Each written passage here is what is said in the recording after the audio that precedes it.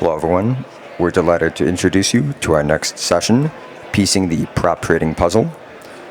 Before we dive in, we'd like to remind everyone that online trading involves the risk of losing your funds.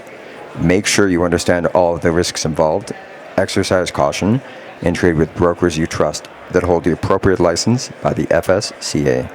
And now, please welcome on stage Petros Kalaitzis, Head of Cyprus Office at Tools for Brokers. Thank you. Thank you so much. Hello, everyone.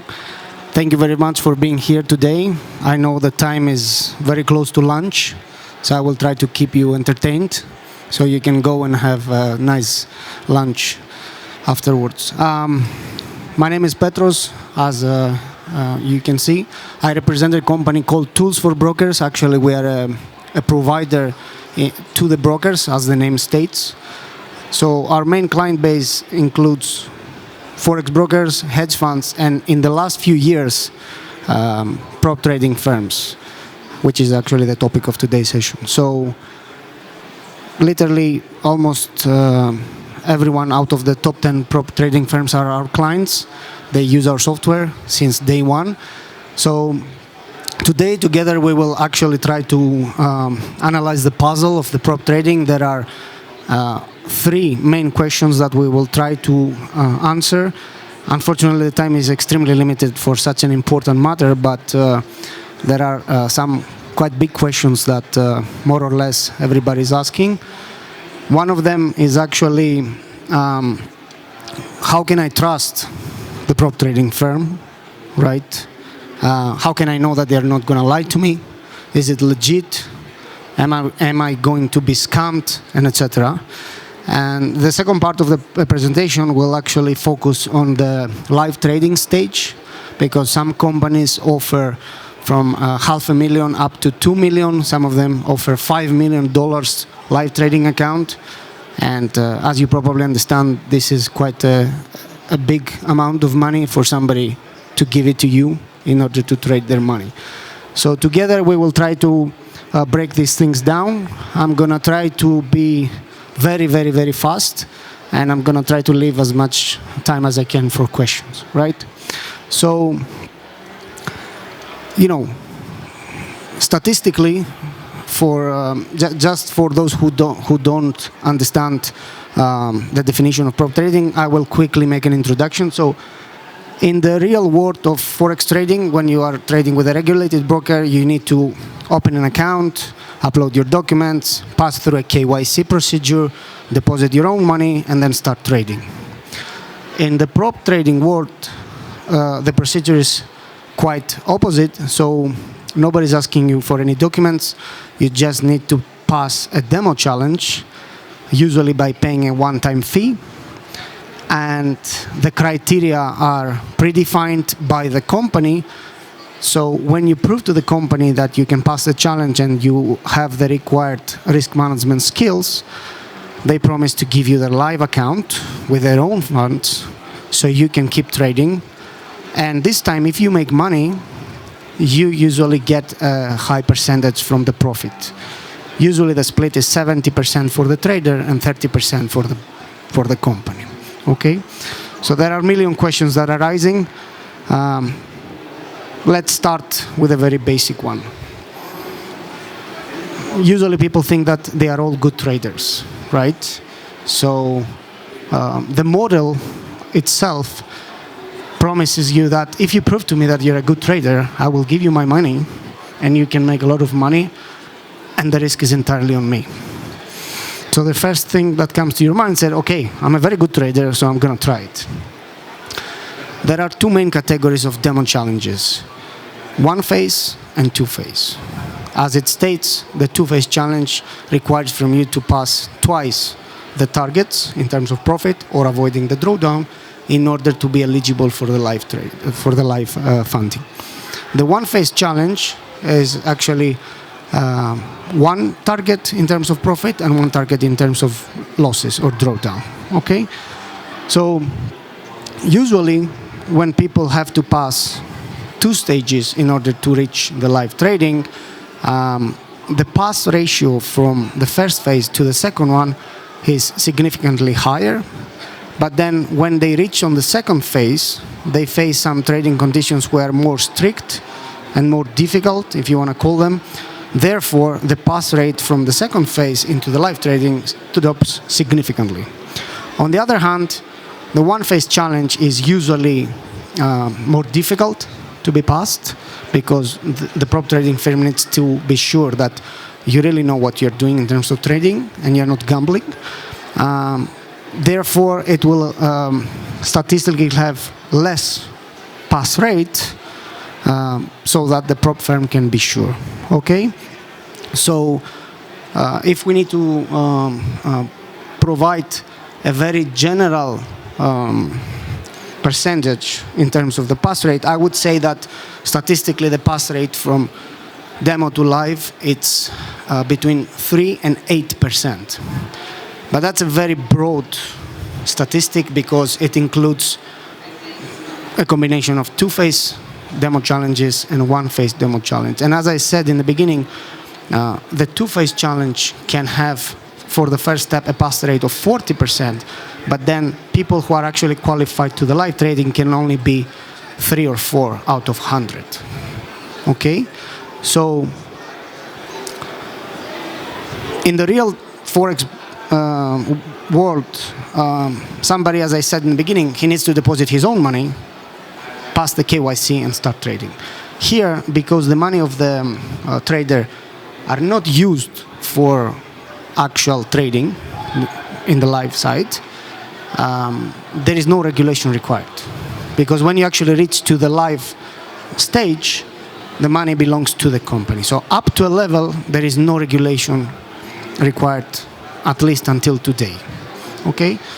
So the natural question raises, so how do I trust these guys? How do I know that indeed only 3% of people passed and they just simply didn't scam me, or they didn't use the terms and conditions to find an excuse for me not to get the live trading, etc., etc.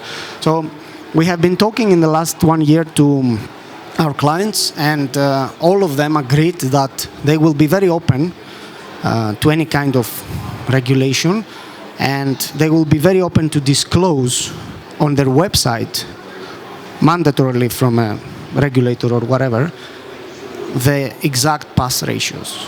So similar to a Forex broker that you have to declare how much percentage of people are losing their money, these guys are open to disclose what is the pass ratio in their company, right?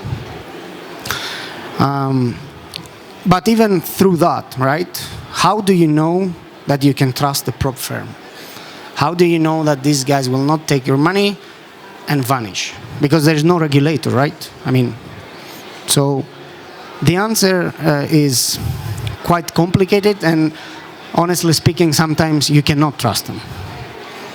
So there are some signs and there are some red flags, if you want to call them, about how reliable the company can be. Of course, these are not written in stone, and of course there are exceptions, but usually when something is not right, it can be recognized with a couple of signs, all right? So, for example, the most prestigious prop trading firms put the face of the owners into their website.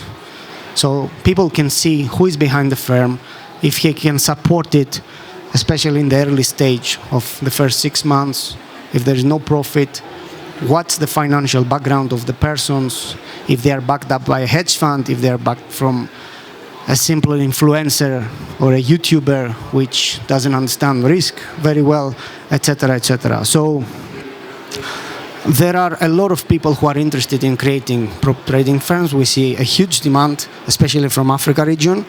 Unfortunately, a big portion of them have nothing to do with trading, have nothing to do with Forex, and have nothing to do with risk management.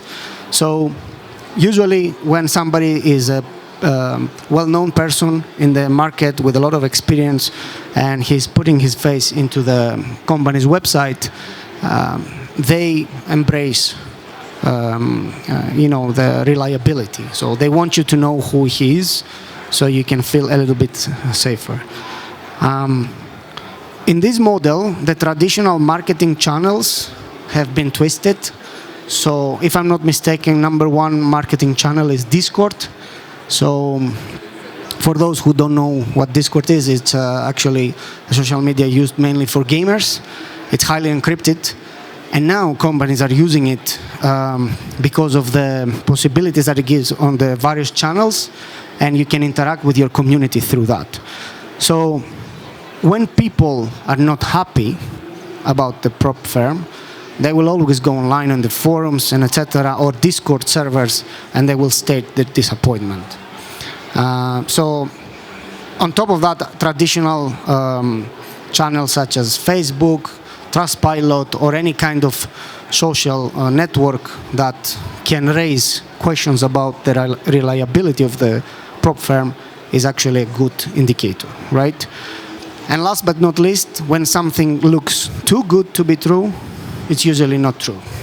So if they promise you that they will make millions and you don't have to do almost anything with just with one trade and etc., when the trading conditions are too good, usually something is wrong. So red flags, it's actually more or less the same things, a little bit deeper.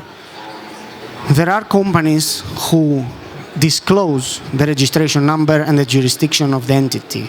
And in some cases, in these entities, you can simply make an online search and find who is the director, who's the UBO, who is the owner of the company, and that increases the reliability. Same goes for the funding team. So if I am alone and I used to be an influencer or a YouTuber and I decided to create a prop firm, and on the other side you have a hedge fund or 3 people who have established Forex broker for the whole of their lives and they decided to make a joint venture, usually these guys know more than me, therefore this is a quite a red flag for you, right? We already discussed the negative reviews into the social media and etc. And as I said, people who would like to be transparent, they will always put their face in front. They will show you that I'm here for you. They will come down to the expo. They will talk to you. They will listen to your complaints. They're not going to hide behind avatars in the website stating that I'm the founder and you've never seen my face. So, the big question. I'm the prop firm. You're paying $99. You pass the demo challenge on a phase 1 or phase 2, and I'm giving a 50,000 account, 100,000 account. And I can tell you that you can reach up to 2 million. But if you hit the drawdown, you lose my money. So the risk is on me. So, do you know anybody who will give you free money? I don't think so. So first, they need to be sure that you passed the challenge and it was as hard as possible so they understand that you really know what you're doing. The second thing is that nobody will give you directly $2 million. Some of them are giving up to 5 actually. They will start with 500 or 100 or 50 or whatever, and they will scale it up. So the moment we'll hit the first trading take profit, let's call it, then they will top up your account. And they will actually start moving the losses on a trailing stop logic. For those who don't know what the trailing stop is, that the more profit you make, the stop loss is following your trade. So as you're scaling up from 500K, you hit your first target, I give you another 500, I make it $1 million. On the second target that you hit, I give you 1.5, etc., etc. So this way, the prop firm is actually managing the risk from her dealing room, and in a way, up to a level, your targets are completely aligned with them.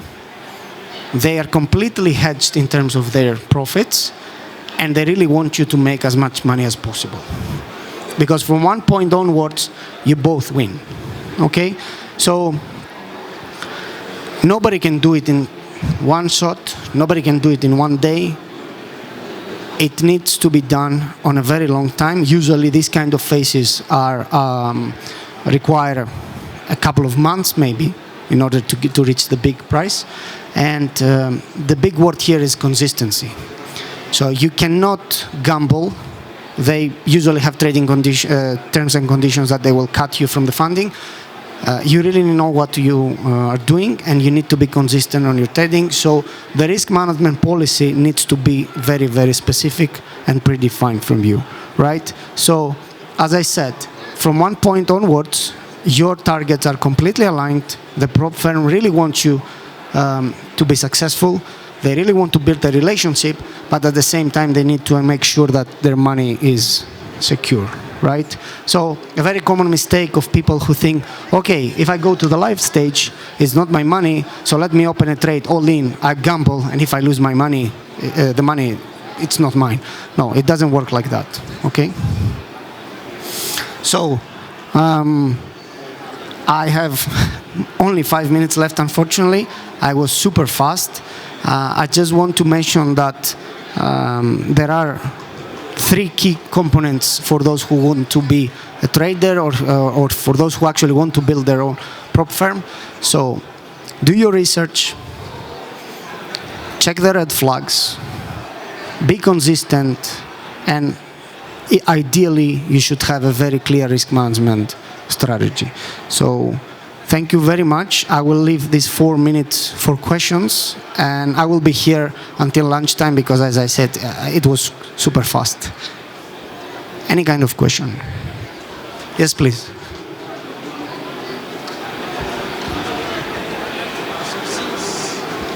One second.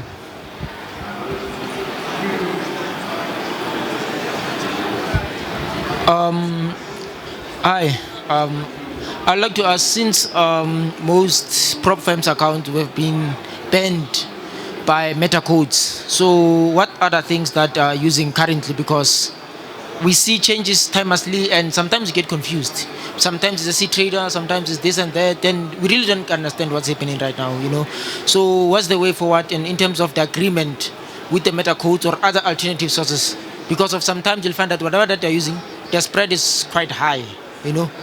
And again, in terms of the payment methods, you know, if you want to withdraw, yeah, there are differences in terms of what we're using in terms on the brokers, because brokers, they use Skrill, but there it's a different payment method. Only find out in South Africa, sometimes they don't use that payment method, or it's a different tool. So yeah, those are my questions. Thank you. Thank you very much. Actually, that's a very difficult question. So, and we have our friends of MetaCodes here who have much trade. The answer is that it really depends on the firm, right? So, in fact, for those who are not aware, a couple of weeks ago, MetaCodes actually announced to the big guys that they no longer accept prop trading in all forms, right? So that took MT5 mainly out of the game. And we saw a significant rise in the demand of other platforms. We have Match Trade, C-Trade, DX Trade, own platforms, you name it. The truth is that various companies have chosen a couple of them. So there are 2 companies that they had the most demand after MT5. You will allow me not to disclose the name because I have some rules to follow. So, but again, it all depends on the trader. So the trader creates the demand for the prop firm, and it's up to them if they will actually choose C-Trader, Match Trade, or DX Trade, or whatever, right? On the good side, when everybody drops MT5, this simply means that every single prop firm needs to find another platform. So it's not that you're going to move to your prop firm and only them, they will not have MT5. Right now, nobody has it, okay? For the PSPs, it's a little bit more complicated because even though there are no regulations and there are no clients funds, the PSPs themselves, when they are onboarding the prop firm as their client, they demand to understand the client flow and the money flow. So from the legal aspect of the PSP, there are cases that they can onboard the prop firm in order to accept the first deposit, but then for any legal internal situation, they don't allow from the prop firm to send you your money with their same PSP. That's why they creating crypto payments or Skrill or Neteller or whatever you said, right? And it also has to do with the jurisdiction. So if the prop firm has a European footprint, legally they are allowed also to have Visa, MasterCard, and etc. So this specific thing, it's a very nice question, but it has to do with the PSP itself. Yes, please. Hello? Hello? So with regards to risk management, you did mention you don't want your prop traders to be gamblers.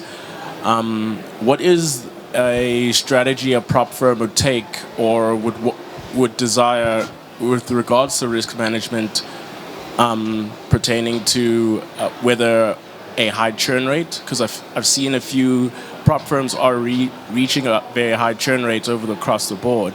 So what would be a strategy for a prop firm to take to not get that high churn rate coming from either the traders or the prop firm side? Well, the most common strategy is that they create the demo challenge. Doesn't matter if it's a two-phase or one-phase. They make it hard to pass. Not only because they just simply need your money, right? Because when you pass a hard demo challenge, they have statistically more chances that you will be a good trader and you know what you're doing. So when you will pass to the live trading stage, they will more easily give you there and top up with the live money. Plus, there are too many tools that you can actually mirror you, copy you, and be 100% aligned with you. So from one side, you might be trading with your own money, with their own money, and they really want you to make one, and they will give you 70, 80% or whatever it is. And on the other side, if they actually saw and analyzed your risk appetite and your profile, they can simply go and trade like you and mirror you, and they can actually make more money with you, right?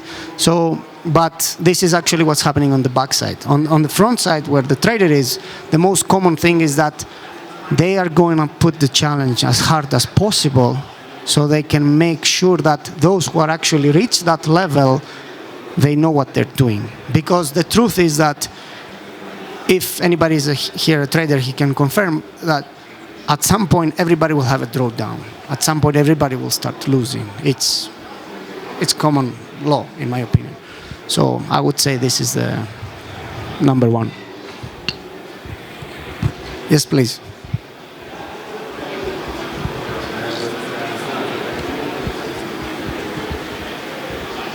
It's a gentleman here.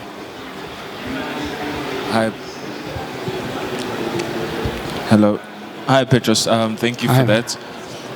My question is, you mentioned how risky it is trying to choose the right prop firm, in terms of regulation, registration, and all that. Quite extensive research has to be done. So you mentioned that Tools for Brokers works extensively with various prop firms. So is there perhaps a database or a reference that you provide for those looking to trade with prop firms? No. And there are multiple reasons. The first reason has to do with our business. So we don't want to be considered a technology provider who's in favor of somebody. The second one, I personally believe that whatever choice you make for yourself, it's actually the best one.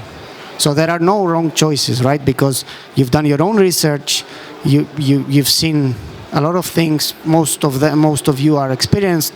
So whatever you decide, it's the best option for you, and you should not be listening to anybody, in my opinion. That's personal opinion. On Tools for Brokers, we're not going to propose anybody, just like we don't propose any broker that we have for transparency and business reasons. However, as you probably understand, the big guys are a little bit in a more safer zone because they are already well established. They already have quite a lot of money in their accounts. They can support something that doesn't go right, etc., etc. This, although, doesn't mean that there are no startups who are not good, because there are startups who are backed up by really, really important people, rich people, experienced people, etc. So I would say that whatever you choose, It's the best choice, and you shouldn't listen to anyone else.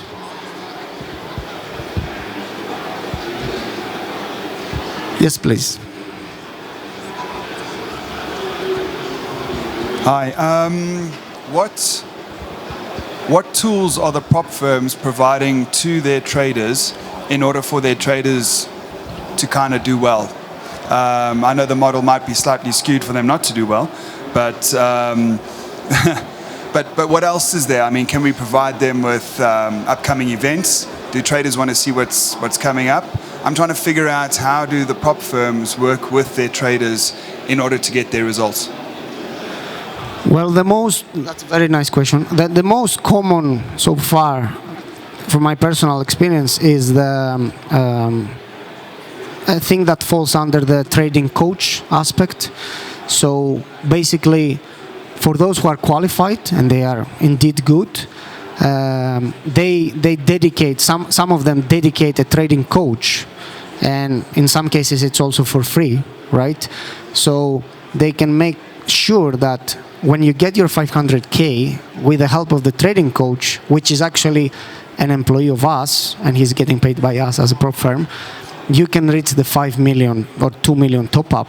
So you can make money and we can make money. So the trading education is a very common thing, whether it has to do with online webinar or a physical seminar for trading. But usually they don't open it to everyone, right? So they will go into their database, they will check those who passed, they will check those who failed because of the time or because of just one pip or whatever, and then they will check those who just opened a trade and they were waiting for a flare to get the target. So they will eliminate these guys, they will take the other two categories and they will say, okay, these guys need training in consistency or in patience. These guys already know what they're doing, so let me put the most experienced guy here and maybe create a strategy together, because remember, now you're trading my money and I'm giving you any means I have so you can make more. So this is the most common one.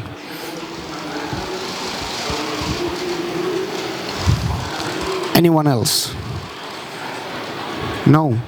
Guys, thank you very, very much for tolerating me, and thank you very much for your questions. I'm here if you need anything in addition.